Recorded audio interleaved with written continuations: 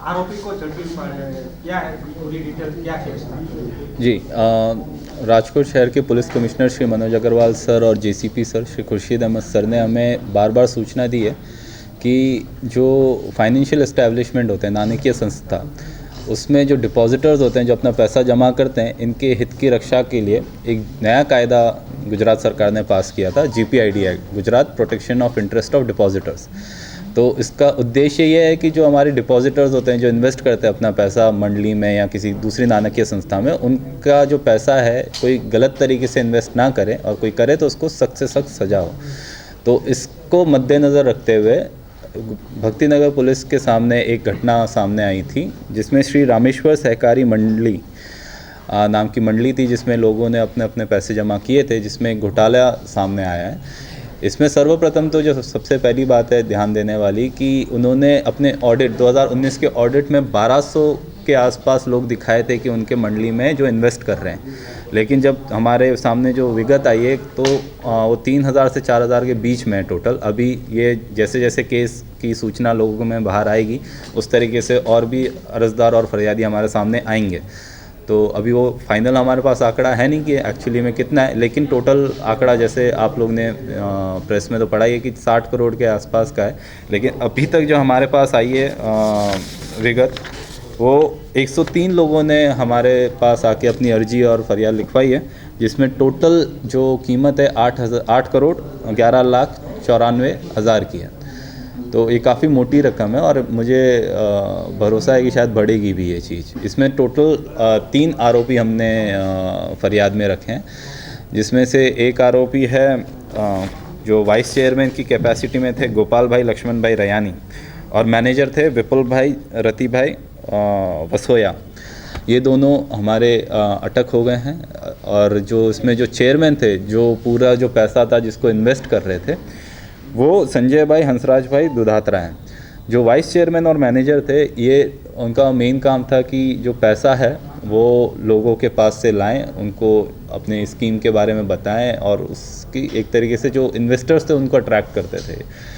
और इसमें हुआ ये कि जो इन्वेस्टमेंट था, वो इन्होंने जो एक साउंड इन्वेस्टमेंट होता है कि अच्छा इन्वेस्टमेंट होता है, उसका पालन नहीं किया, और उनका मोटा भाग से जो पैसा था वो उनका उन्होंने 12% का, उन्होंने जैसे 12 और 22% का वादा किया है, तो उस टका से उनकी बढ़ोतरी नहीं हुई।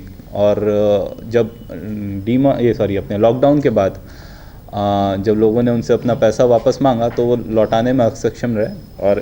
और इसमें हमारी एक टीम ऑलरेडी रवाना हो गई है, जो चेयरमैन है संजय भाई हंसराज भाई दुधात्रा को अरेस्ट करने के लिए। तो मुझे पूरा भरोसा है कि शाम तक वो भी अरेस्ट हो ही जाएंगे।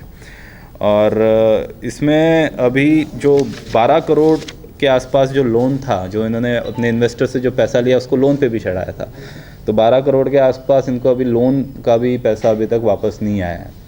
तो इस तरीके की माहिती है टोटल। सर, वो पैसा खर्च किया था या उसने कहीं रोकाण किया है? देखिए, अभी तक तो ऐसा है कि ये इन्वेस्टिगेशन के दौरान पता चलेगा, लेकिन जो मोटे भागे से हमको पता चला है, क्योंकि अभी तक जो मेन आरोपी चेयरमैन जो था वो अटक हुआ नहीं है, लेकिन हमने अभी जितना भी इसमें तपास की है, हमें समझ में आ रहा है कि इसने ज़मीन में ही ज़्यादातर पैसा लगा दिया था, और ज़मीन की वैल्यू उस हिसाब से बढ़ी नहीं, इनफैक्ट उसका फाइनली कमी हुई है, जो ऐसा देखने में आ रहा है। तो और इसने उसके अलावा इसके जो 2 अकाउंट्स थे जिसमें पैसा जमा हो रहा था इन्वेस्टर्स का, उसमें किस तरीके से पैसा गया है, इनके पर्सनल अकाउंट में भी पैसा गया है अपने, जैसे इनका लड़का सिंगापुर में, एलिगेशन है कि उसके अकाउंट में भी पैसा गया था। ये एलिगेशन है, इन्होंने क्रिप्टो करेंसी में भी इन्वेस्ट किया है, लेकिन ये सब अभी एलिगेशन ही है, इसकी कोई पुख्ता हमारे पास कोई सबूत नहीं है और कुछ ऐसा है। वो मार्केटिंग कैसे करते थे? वो मार्केटिंग कोई लोग उनके एजेंट्स थे, उनके जो ये सब आते थे, उनकी भी रिस्पॉन्सिबिलिटी हमको इसमें नक्की करनी पड़ेगी कि उनका क्या रोल था। वो अपने जो एजेंट्स हैं वो अपने क्लाइंट को लेके आ रहे हैं, तो उनके हित के बारे में उन्होंने सोचा या नहीं सोचा, ये सब चीज़ें भी हमको देखनी पड़ेगी। सर, 2 बातें। उसके जो कस्टमर है वो बोल रहे हैं कि कालावट की कोई ज़मीन देने के लिए दबाव किया जा रहा था, जिसकी कीमत 25 पैसा है और 1 रुपए में वो बेच रहे थे। ऐसे रेशियो में वो जमीन देने के लिए दबाव कर रहे थे, कोई संजय नाम का कोई शख्स था। जी, और तो हाँ सर, तो ये आपकी बात हमारे भी ध्यान में आई है, लेकिन उसमें अभी ज़मीन की एक्चुअल कीमत क्या है, उसने कितना लोगों को ऑफ़र किया और एक्चुअल में उसने कितना इन्वेस्ट किया, ये सारे फैक्ट्स हैं ना, ये थोड़े से ये थोड़ा कॉम्प्लिकेटेड मैटर है इन्वेस्टमेंट का।